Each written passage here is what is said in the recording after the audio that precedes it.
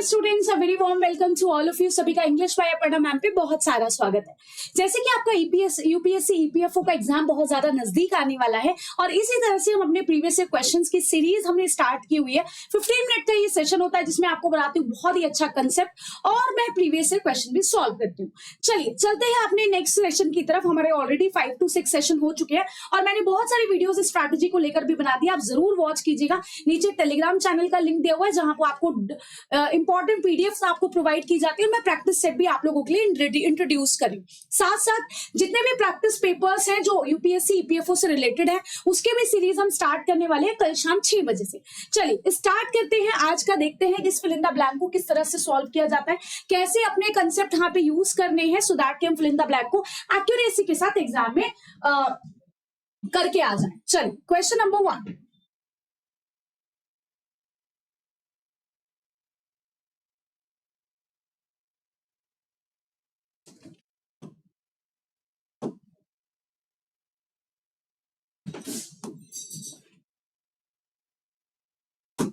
I dash walking past this particular shop for the past 3 years।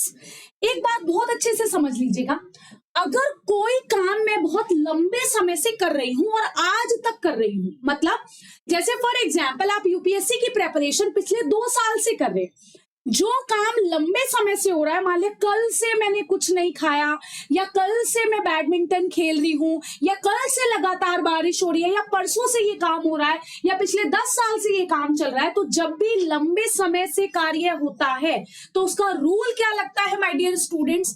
Has singular के साथ, क्योंकि already कुछ काम हो चुका है इसीलिए हैज लगेगा। हैज हैव परफेक्ट के लिए लगता है जो ऑलरेडी काम हो चुका है। बीन वर्ब की फर्स्ट फॉर्म प्लस आईएनजी, ये है आपका सिंगुलर का रूल। और अगर मैं बात करती हूं प्लूरल का रूल, तो प्लूरल क्या हो जाएगा my dear students? Have been verb की फर्स्ट फॉर्म प्लस आईएनजी। ये दोनों प्रेजेंट टेंस के लिए यूज किए जाते हैं कि आज तक अगर वो काम हो रहा है तब हम किसका यूज करेंगे बच्चा? हैज बीन वर्ब की first form plus ING, have been verb की फर्स्ट फॉर्म प्लस आईएनजी। ठीक है। और फॉर और सिंस लगता है फॉर पास्ट 3 years या सिंस मॉर्निंग। सुबह से मैं लेक्चर ले रही हूं तो सिंस मॉर्निंग लगाऊंगी, कल से मैं बैडमिंटन खेल रही हूँ तो सिंस यस्टरडे लगाऊंगी। ठीक है, लेकिन अभी तक अगर वो काम हो रहा है तो ये वाला रूल यूज होता है। ठीक है, अगर वो पास्ट में ही काम चला था और पास्ट में ही खत्म हो गया, फॉर एग्जाम्पल मैं बोलूं आपने 2 साल तक यूपीएससी की प्रिपरेशन की लेकिन वो पास्ट में ही चला गया और पास्ट में ही खत्म हो गया, तो सेंटेंस अगर पास्ट वाला होता है माय डियर स्टूडेंट्स तब हम यूज करते हैं had been verb first form plus ING. अगर काम पास्ट में ही स्टार्ट हुआ और पास्ट में ही कंप्लीट हुआ बहुत लंबे टाइम तक, तब हम रूल करेंगे यूज ये वाला। और अगर प्रेजेंट में आज भी काम चल रहा है तो हैज सिंगुलर के साथ, हैव प्लूरल के साथ और ये वाला रूल हम यूज करेंगे। आई थिंक ये वाला पॉइंट आप लोगों को क्लियर हो गया होगा, लिख लीजिएगा, बहुत ही इंपॉर्टेंट पॉइंट है और ये वाला क्वेश्चन एग्जाम में पूछा जाता है, लिख लीजिएगा, बड़ा ही अच्छा क्वेश्चन है। अब हम चलते हैं आगे नेक्स्ट पॉइंट पे। अब यहां पर देखिए उसने कहा कि वो इस पर्टिकुलर शॉप पे 3 साल से आ रहा है, मतलब इसी शॉप पे वो आता है, इसी शॉप से वो सामान लेता है और आज भी आ रहा है। कैसे पता चला आज भी आ रहा है? यहाँ पे लिखा हुआ है दिस, इसका मतलब आज भी आया है ना, है ना। मैं इस शॉप पे पिछले 3 साल से आ रहा हूं, मतलब सेंटेंस पास्ट में नहीं खत्म हुआ, सेंटेंस अभी तक चल रहा है। ये छोटे छोटे की पॉइंट्स हैं जो आपको देखने होते हैं एग्जाम के लिए बेटा। यहाँ पे हैड बीन भी ऑप्शन दे रखा है, हैव बीन भी ऑप्शन दे रखा है, लेकिन अपने को केवल एक ही आंसर सेलेक्ट करना है। अब बच्चे कंफ्यूज हो जाएंगे कि इसको प्रेजेंट में बनाए या पास्ट में। ये वाला सेंटेंस प्रेजेंट में बनेगा क्योंकि वो आज भी इसी शॉप पे आ रहा है, तो बच्चा आंसर क्या हो जाएगा? Have been. ये इसको एलिमिनेशन मेथड कहते हैं। ये गलत है। अगर वो कहता कि उस वाली शॉप पे मैं पिछले 3 साल तक आया था, उस वाली शॉप पे, तो शायद हैड बीन लग जाता, लेकिन उसने कहा इसी शॉप पे मैं आ रहा हूं, इसका मतलब वो पिछले 3 साल से और अभी तक भी आ रहा है, तो प्रेजेंट में बनेगा।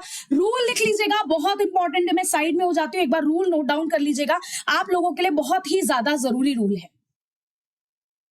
चलिए नेक्स्ट पे चलते हैं। all effects can be connected with immediate causes but it dash whether they provide the whole explanation। मतलब सारे के सारे इफेक्ट्स कनेक्ट किए जाते हैं कॉजेस के थ्रू, किए जा सकते हैं। कैन का मतलब है किए जा सकते हैं, लेकिन अभी भी इस चीज का डाउट है, अभी भी ये डाउट क्रिएट कर रहा है कि क्या ये पूरा का पूरा एक्सप्लेनेशन प्रोवाइड कर पाएगा। अब आप माय डियर स्टूडेंट्स, बड़े ही कंफ्यूजिंग ऑप्शन आपके सामने है। सेंटेंस बड़ा इजी है, देखते हैं, मैं देखती हूँ। इट इज डाउटेड, पैसिव में बनेगा, एक्टिव पैसिव में आपको कराऊंगी, डू नॉट वरी। इसके साथ वर्ब की third form, it is doubted, ये नहीं आएगा। देखते हैं क्यों नहीं आएगा। It is a doubt, it may B doubt, may be a doubt, it may be doubted. मतलब काम किसी और के द्वारा होगा, ये किसी और के द्वारा डाउट किया जाएगा कि ये एक होल एक्सप्लेनेशन प्रोवाइड किया जाएगा या नहीं किया जाएगा। मतलब ध्यान से सुनिएगा, अगर हम कोई भी डाउट कहीं पर रख रहे हैं कि ये डाउट किया जा रहा है इस चीज का, हमारे साथ कोई प्रॉब्लम हो रही है और हम कह रहे हैं कि शायद ये डाउट है, शायद मुझे एक डाउट है, तो मैंने शायद वर्ड लगाया ना। अगर मैंने शायद वर्ड लगाया तो मैं क्या यूज करूंगी, मे का यूज करूंगी। अब यहाँ पे मे है, यहाँ पे मे है, सेंटेंस बनेगा पैसिव में, किसी और के द्वारा। और जब पैसिव में बनता है बच्चे तो मे बी और वर्ब की थर्ड फॉर्म आती है। मतलब मॉडल वर्ब्स बी के साथ वर्ब की थर्ड फॉर्म। ये कंसेप्ट आई होप शायद आपको समझ आ जाए, नहीं आएगा डू नॉट वरी। मैं आपके रात के 9 बजे जो क्लास लेती हूँ इंग्लिश ग्रामर की, उसमें मैं आपको बिल्कुल बेसिक से एक कंसेप्ट सिखा रही हूँ, तो वो क्लास जरूर ज्वाइन कर लीजिए, उसमें आपको ये कंसेप्ट क्लियर हो जाएगा। लेकिन स्टिल मैं आपको समझा देती हूँ। ये डाउट किया जा रहा है किसी और के द्वारा, ऑब्जेक्ट है नहीं, सब्जेक्ट है नहीं, ऑब्जेक्ट है इट। ये डाउट किया जा रहा है किसी और के द्वारा, तो पैसिव में बनेगा। और जब डाउट आ जाता है तो शायद आता है, शायद, इट मे बी डाउटेड, ये शायद डाउट किया जाएगा, है ना। तब हम इसीलिए आंसर क्या लगाएंगे, इसलिए इसका आंसर लगाएंगे D. It may be doubted, ये डाउट किया जाएगा। Am I clear? I hope ये वाला पॉइंट क्लियर हो गया होगा। क्योंकि डाउट क्यों लग रहा है उसको, वेदर लग रहा है कि शायद ये प्रोवाइड कर भी पाएगा या नहीं कर पाएगा, तो पॉसिबिलिटी है। शायद ये डाउट है, शायद के लिए मे का यूज करते हैं। जैसे इट मे रेन, शायद बारिश आ सकती है। शायद ये डाउट है कि ये सॉल्यूशन या एक्सप्लेनेशन प्रोवाइड कर भी पाएगा या नहीं कर पाएगा। वेदर की वजह से यहाँ पे मे आया है और सेंटेंस पैसिव में बना है क्योंकि किसी और के द्वारा डाउट किया गया है। चलते हैं अगला क्वेश्चन। इतना इजी पीजी क्वेश्चन है, बहुत ही ज्यादा इजी है। ये वाला ईडियम, कहावत, मुहावरे हैं। कहा जाता है जब कोई चीज आपके हाथ में हो तो उस चीज को हटा के दूसरी चीज को पकड़ने का रिस्क नहीं लेना चाहिए। उस कहावत को क्या बोलते हैं, a bird in hand is better than two in the bush. मतलब जो ऑलरेडी चिड़िया आपके हाथ में है, जो ऑलरेडी काम आपके हाथ में है, उसको छोड़कर किसी और काम के लिए रिस्क लेने की जरूरत नहीं है। हालांकि लाइफ में ऐसा होता नहीं है भाई, जब हम एक चीज छोड़ते हैं तभी हम आगे बढ़ पाते हैं और रिस्क ले पाते हैं। लेकिन ये पहले के लोगों ने कहावत बनाई थी क्योंकि वो स्टेबिलिटी मांगते थे, वो ग्रोथ नहीं, वो स्टेबिलिटी कंसीडर करते थे।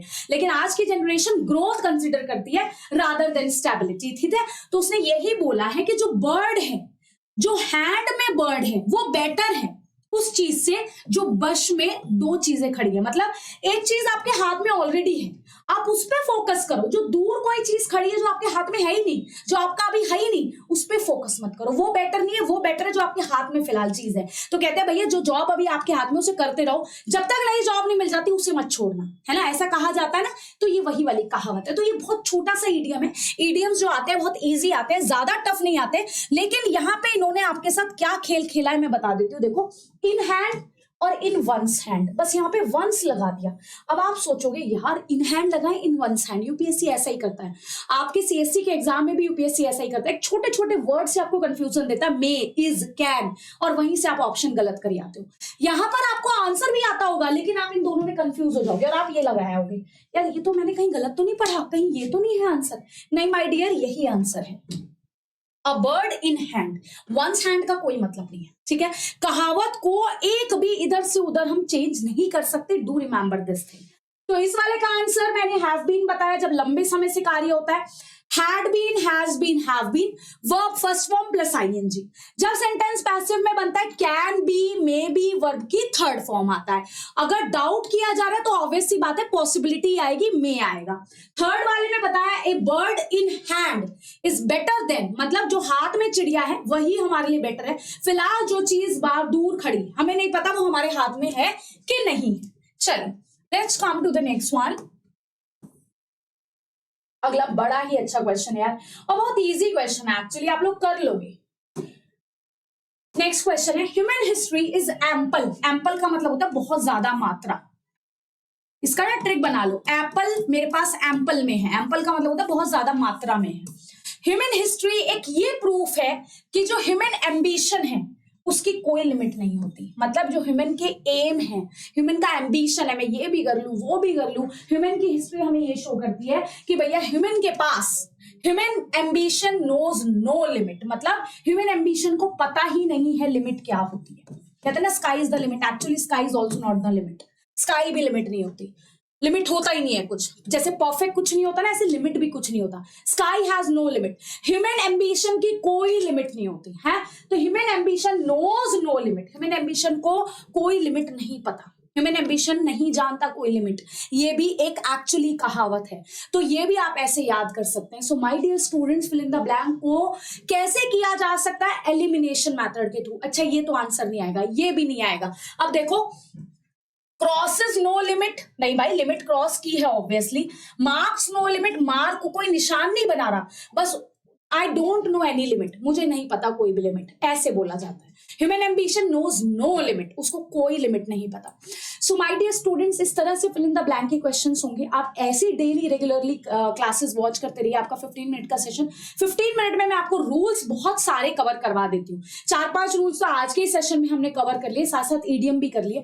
मैं 10th ऑफ डेट से 10th ऑफ नवंबर से आपका स्टार्ट करने जा रही हूँ 20 डेज 20 प्रैक्टिस सेट। उससे पहले 5 प्रीवियस ईयर पेपर हम लोग कल से स्टार्ट कर लेंगे। कल परसों से नेक्स्ट डे 10 तक हम 5 प्रीवियस ईयर पेपर कर लेंगे। और ये 15 मिनट का सेशन तो आप लोगों के लिए चलता ही रहेगा।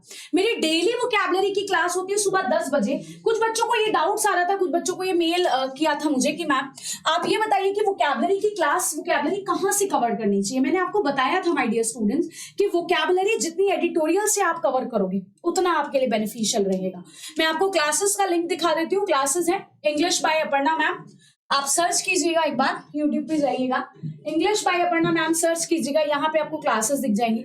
मैंने आप लोगों के लिए बहुत सारी वीडियोस क्रिएट की हुई है, शॉर्ट्स भी मैं आप लोगों के लिए ही बनाती हूँ एक्चुअली।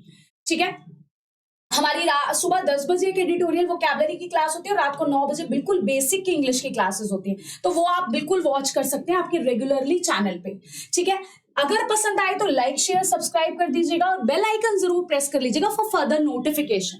और एक क्वेश्चन देती हूँ, मुझे उस क्वेश्चन का जरूर आंसर दीजिएगा। अच्छा मेरी मेल आईडी है, let me give you my mail ID as well. मेरी मेल आईडी है optiappy18@gmail.com, optiappy18@gmail.com। मैं आपको अपनी मेल आईडी दे देती हूँ अभी के अभी, this is my mail ID.